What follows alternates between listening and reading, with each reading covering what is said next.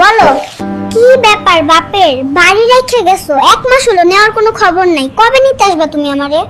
তুমি আমারে কাপড় ধোয়া শিখাইছো, রান্না করা শিখাইছো, থালা বাসন ধোয়া শিখাইছো, ঘরের সব কাম শিখাইছো। এইগুলা তো তোমার ভালোর জন্যই শিখাইছি। আমি এখন সব একাই করতে পারি, সব কাম আমি করতে পারলে তোমারে নিয়ে আইসা কি করুম? আমার আর বইয়ের দরকার নাই। আচ্ছা উকিল সাহেব বলেন তো, পৃথিবীতে সবচেয়ে সাহসী মানুষ কে?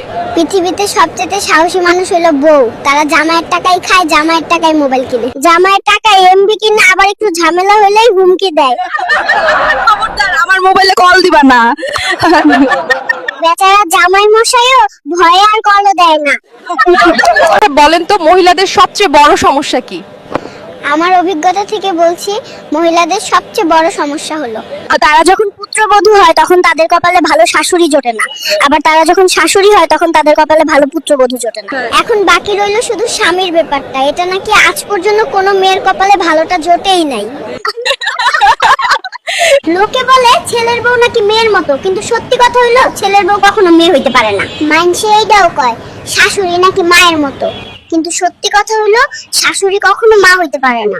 আর এই একটা কারণেই পুরুষ কখনো শান্তিতে থাকতে পারে না। আচ্ছা উকিল সাহেব, পৃথিবীর সকল স্বামীদের কিছু উপদেশ দিন। পৃথিবীর সকল হাজবেন্ডদের আমি একটা উপদেশই দিতে চাই, নিজের স্ত্রীর সাথে মিথ্যা কথা বলা কোনো লাভ নেই রে ভাই।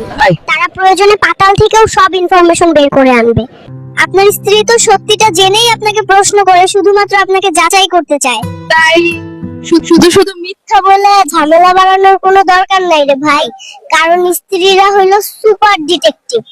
বাবু, কোনোভাবেই বাংলাদেশের বউদের আটকানো যাচ্ছে না, ডিভোর্স দিন দিন বেড়েই যাচ্ছে। এই বিষয়ে কি করা যায়? কিছুই করার নাই ভাই, এরা হলো জাত বেঈমান। এবার টাকা দিলে কয় সময় লাগবে, সময় দিলে কয় টাকা লাগবে। অথচ একজন পুরুষ কখনো টাকা এবং সময় একসাথে দিতে পারবো না। বিশ্বের সেরা ধনী বিল গেট তার বউরে রাখতে পারে নাই, সেখানে আমরা কোনো চ্যাট জিপিটির বাল।